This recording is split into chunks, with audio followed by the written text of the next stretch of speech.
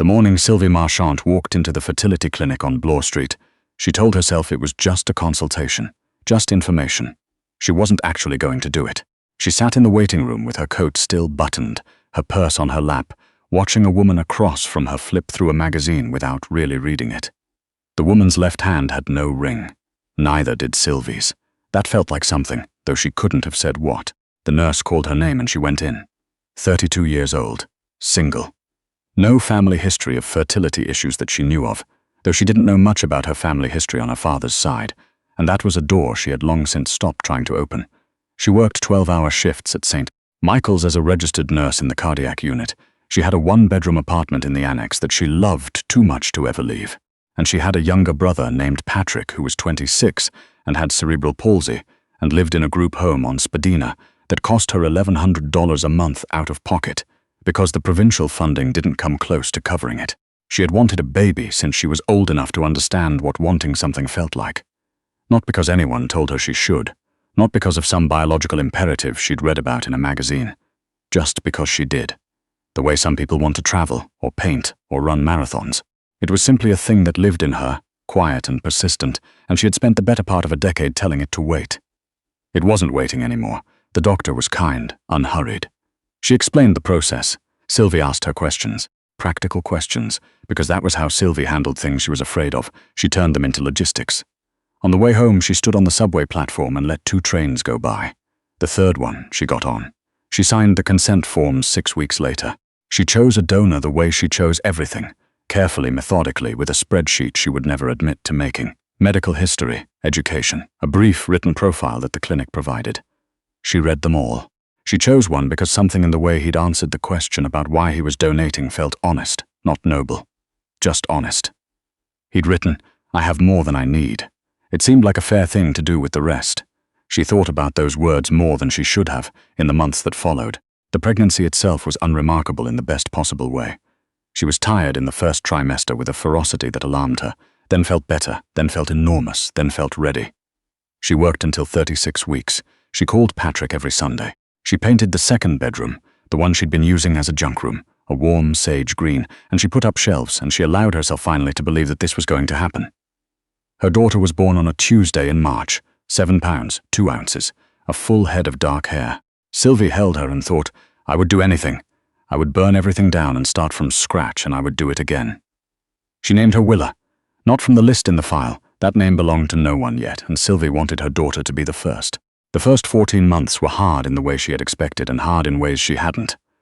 But they were also the best 14 months of her life, and she knew that even in the middle of the worst nights, the colicky ones, the fever ones, the 3 a.m., ones where she sat on the bathroom floor with Willa on her chest and thought she might actually dissolve from exhaustion. She knew it anyway. Then the letter came. It arrived on a Thursday. No return address, which she noticed. Inside was a single sheet of paper, a letterhead she didn't recognize, and 3 sentences that she read 4 times before they began to make sense. You are the parent of a child conceived using a sperm donation made by a client of ours. Our client has become aware of this child's existence and wishes to make contact through appropriate legal channels. A representative will reach out within the week. She put the letter down on the kitchen counter. She picked it up again. She put it face down. Willa was in her high chair eating small pieces of banana, very seriously, one at a time. The representative called on a Friday. He was polite in the way that people are polite when they are delivering something they know you don't want. He introduced himself as Mr. Drummond, Paul Drummond of Drummond Hargrove Legal, and he said that his client, who he referred to only as Mr. Sterling, had become aware through the clinic's confidentiality breach. He used those words, confidentiality breach, that a child existed who was genetically his, and that Mr. Sterling wished to establish paternity and discuss parental arrangements. Sylvie listened to all of this. She did not make a sound. When Mr. Drummond finished, she said, I used an anonymous donor. Yes, he said, we understand that. Our client understands that. However, there are circumstances. The agreement was anonymous, Ems Marchant. A pause. Careful. Our client is prepared to be patient. He is not seeking to remove the child from your care. He simply wishes. I need to speak to a lawyer, Sylvie said, and she hung up. She called her friend Dorothée, who was a paralegal and the closest thing she had to someone who would know what to do. Dorothée came over that night with wine that Sylvie didn't touch and a yellow notepad that she covered in notes. What's the name? Dorothée asked. Drummond, the lawyer. The client is Sterling, apparently. First name? He didn't say. Why? Dorothy set down her pen. It was a small movement, but Sylvie had known her for 15 years and she noticed it. What? Sylvie said. There's a Sterling group in Toronto. Construction, real estate, some other things. Callum Sterling runs it. She paused. He's not. He's a very powerful person, Sylvie. Sylvie looked at her daughter, asleep in the baby monitor screen on the counter. What kind of powerful? Dorothy chose her words the way you choose your footing on ice.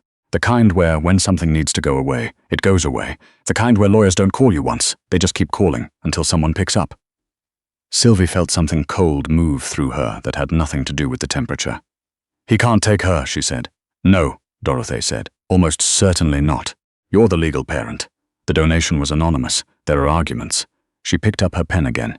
But Sylvie, if this is Callum Sterling, you need a very good lawyer, and you need one yesterday, because his legal team does not lose. Sylvie didn't sleep that night.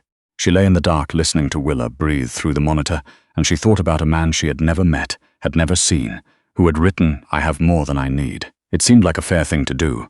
She had taken him at his word. She had taken the clinic at their word. She had taken anonymous to mean anonymous. She had been wrong about at least one of those things. Her lawyer was a woman named Agnes Tran, small and quiet and absolutely precise, who had the kind of stillness in a meeting that made opposing counsel nervous. Agnes reviewed everything and told Sylvie that the anonymous donor agreement was real and legally binding, and that the clinic's alleged breach was the opening Drummond Hargrove needed to bring Sterling's claim forward, but that it was not a guaranteed path to anything. What does he actually want? Agnes asked. Parental rights, or that's what the letter implied.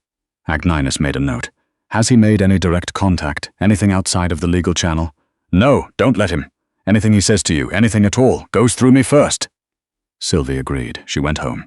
She made Patrick's Sunday call on Thursday that week because she needed to hear his voice, and he talked for 20 minutes about a documentary he'd watched about marine biologists, and she listened to every word and thought, I cannot let anything happen to either of you. I cannot let anything unravel. The meeting request came through Agnes 2 weeks later. Callum Sterling was requesting a single in-person meeting, no lawyers present. In his words, speak as two adults and two parents, not as opposing parties. Agnes said, You don't have to. I know. It's unusual. It could be a tact too. Sylvie thought about it for 3 days. Then she said yes, because she needed to see him. She needed to look at this person and understand what he was actually after, because she had spent 2 weeks reading his name in court documents and news articles, and they painted a picture of someone who got what he wanted by making it easier to agree than to resist, and she could not fight someone she couldn't see. They met at a restaurant on King Street. Not the kind of restaurant where you go for dinner. The kind where you go when you want to be seen having a meeting. The matron knew his name. Of course he did. She arrived first, on purpose. She ordered water. She sat with her back to the wall. Callum Sterling came in at exactly the agreed time. Not fashionably late, not strategically early. Exactly on time, which she hadn't expected. He was taller than she'd imagined, which was an absurd thing to notice, but she noticed it. Dark coat, dark hair, threaded with grey. He looked like someone who had not had an easy life and had made peace with that by making everything else easier through sheer force of will. He sat down across from her. He looked at her directly. Not in the way men sometimes look at women in order to establish something. In the way of someone who wanted to actually see who he was dealing with. Mrs. Marchant, he said. Mr. Sterling. She waited. I know what you must think, he said. I doubt that, she said pleasantly. Something shifted at the corner of his mouth. Not quite a smile, an acknowledgement. Fair, he said. Then let me tell you what I think. I think you're a woman who made a careful, considered choice to have a child on your own, and you did it with the expectation that it was private. And I think you're terrified right now that I'm going to use my resources to take something from you. She said nothing. I'm not going to do that, he said. People say things in restaurants, Sylvie said. Lawyers say other things. My lawyers will say what I tell them to say. Then tell me what you actually want. He wrapped his hands around the coffee cup. He had the hands of someone who had worked before he had money, she thought. There was something in the architecture of them. I want to know her, he said. That's the honest answer. I want to. I don't expect anything. I don't expect you to trust me. I know what my name looks like from the outside. I know what the file says. A pause. I didn't know about the clinic. I didn't know about the donation. Someone in my organization set it up without my knowledge, and when I found out I was going to shut it down, and then the records were flagged, and I found out about... He stopped. About your daughter. Sylvie felt something shift under her feet, but she kept her face still. Years of nursing had given her that at least. What do you mean, without your knowledge? He was quiet for a moment. Then, there are people around me who make decisions. Some of those decisions I sanction. Some of them, he chose the next words carefully. Some of them I am responsible for, even if I didn't make them myself. The donation was made in my name with my medical profile, by someone who was trying to create a legacy for me, without asking me. Sylvie stared at him. I know how that sounds, he said. Do you? Yes. Someone in your orbit thought it would be a good idea too. She lowered her voice because the table next to them was too close. To create a child, without your consent, and without the consent of the woman who, it was a violation, he said, of you and of me. I'm not here to minimize what happened. I'm here because she exists now. And I would like the chance to be someone worth knowing, if that's ever possible.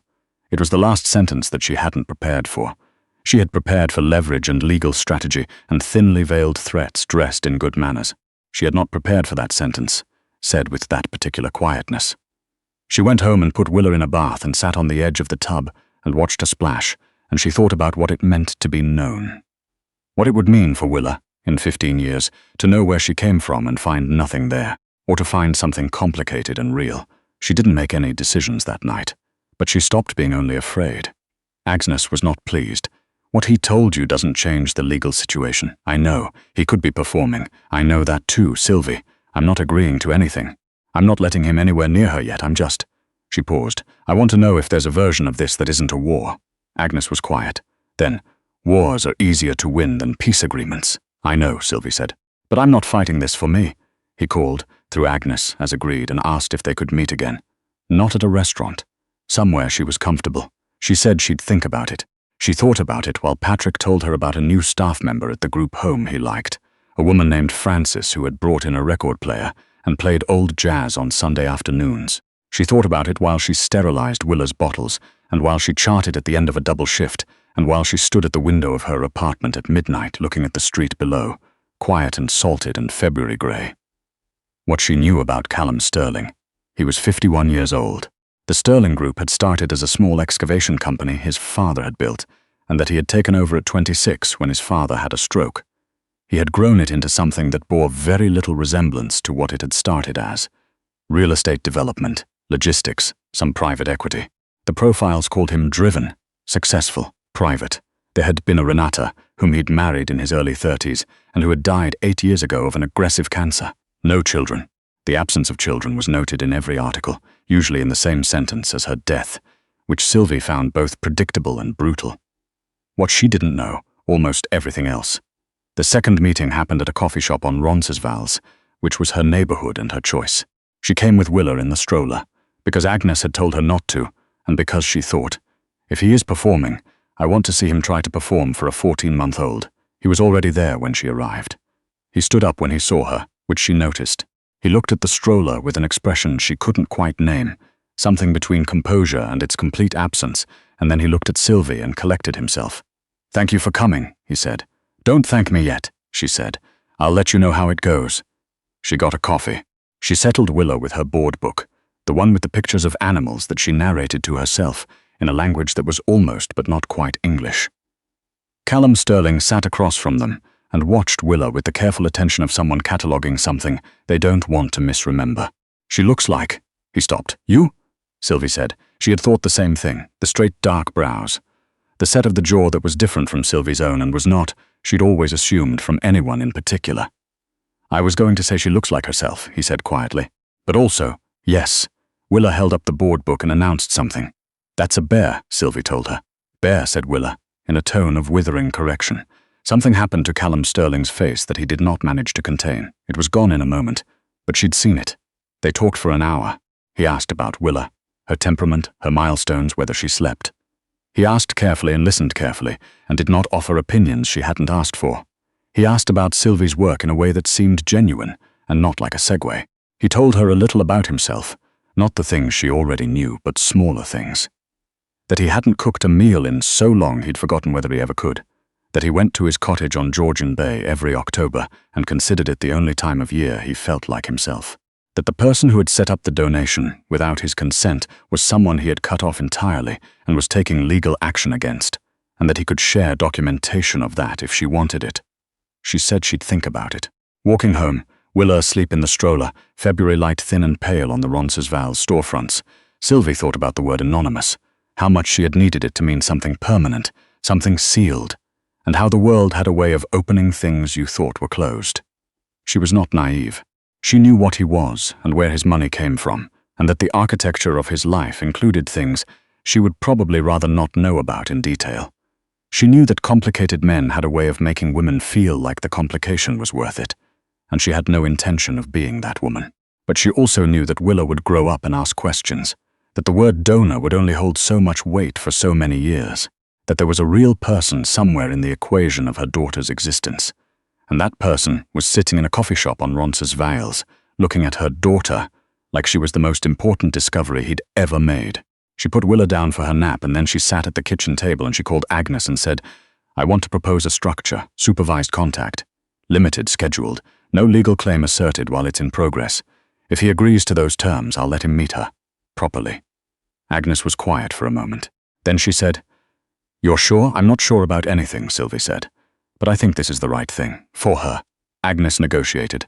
Drummond Hargrove came back quickly, faster than Agnes expected, and agreed to the terms without modification. Agnes said that was unusual enough to note, but didn't necessarily mean anything. Sylvie thought it meant he'd actually meant what he'd said in that coffee shop. But she kept that thought to herself.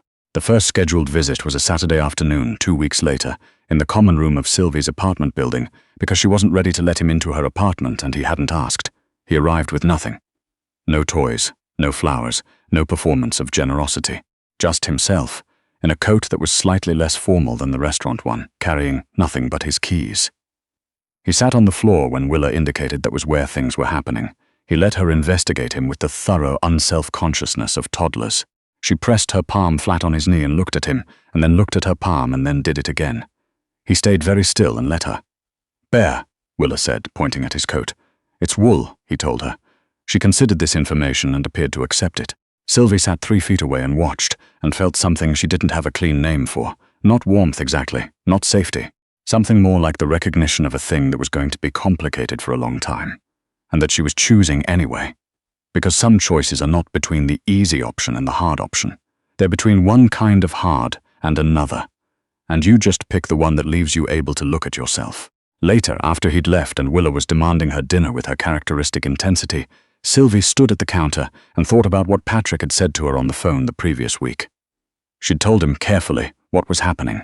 Not all of it. Enough. And he'd been quiet for a moment in his particular way, the way that meant he was thinking something through rather than reacting. And then he'd said, "Sylvie, you always made every decision alone. Maybe it's okay if this one's different." She hadn't known what to do with that at the time. She thought she was starting to. The visits continued, 4 times a month, then 5. In the common room, then in the park down the street when the weather turned, then, cautiously, with her standing in the kitchen, in her apartment. Willa learned his name, which she pronounced Cam, which he seemed to find remarkably fine as an outcome. He brought nothing. He asked for nothing. He showed up on time, every time, and left when the hour was up, and never once pushed the boundary or tested the limit or made Sylvie feel that the arrangement was a strategy towards some larger move. Agnes watched the legal situation and reported that his lawyers had gone quiet. "He's dropped the formal paternity claim," she said in April, voluntarily. "He's not on the birth certificate, hasn't petitioned to be. He's just participating as far as the documents show." "I know," Sylvie said. "Sylvie, I need you to know what you're doing." "I'm not." She paused. "This isn't about him. This is about her having someone in her life who genuinely," she stopped again, "who shows up," Agnes said quietly. "Yes," Agnes said nothing for a moment. Then, "Just be careful. I'm always careful. I know. That's not what I mean." It was a Thursday evening in May when he stayed 20 minutes past the end of the visit, because Willa had fallen asleep against his arm on the floor, and neither of them wanted to disturb her, and Sylvie made tea. And they sat in her living room in the particular quiet of a sleeping child and talked about his cottage on Georgian Bay, about what it looked like in the fall when the maples turned, about whether he'd ever actually learned to canoe or just learned to look like he had. "I have a kayak," he said. "I'm genuinely good at the kayak." "Noted," Sylvie said. He looked at her, the same way he'd looked at her in the restaurant that first time directly, without performance. "Thank you," he said, "for not making this a war." She thought about what Agnes had said. Wars are easier to win than peace agreements. "I made it for her," Sylvie said. "To be clear, I know," he said. That's what made me think you might actually be someone worth, that I might actually be able to do this right." She had no answer for that. She didn't try to find one. Willa stirred and sat up, and looked at both of them with the mild suspicion of someone who has been asleep without authorizing it. And then she pointed at Sylvie and said, "Mama." And then she pointed at Callum and said, "Come." And then she appeared to find both of these facts satisfactory and held out her arms for Sylvie to pick her up. It wasn't a resolution. It wasn't an ending that tied off neatly or arrived with music. It was just a Thursday evening in May in a small apartment in Toronto, with the windows open and the streetcar going by outside, and a little girl who didn't know yet what any of this had cost or what any of it would mean, but she was there, and they were both there. And for the first time since the letter had arrived on that Thursday in autumn, Sylvie let herself think that maybe that was enough to build something from. Not a family, necessarily, not anything with a name yet. Just a presence, a choice made and kept, a door that instead of closing had opened into something she hadn't planned for, the complicated, imperfect, unfinished thing that is the beginning of trust.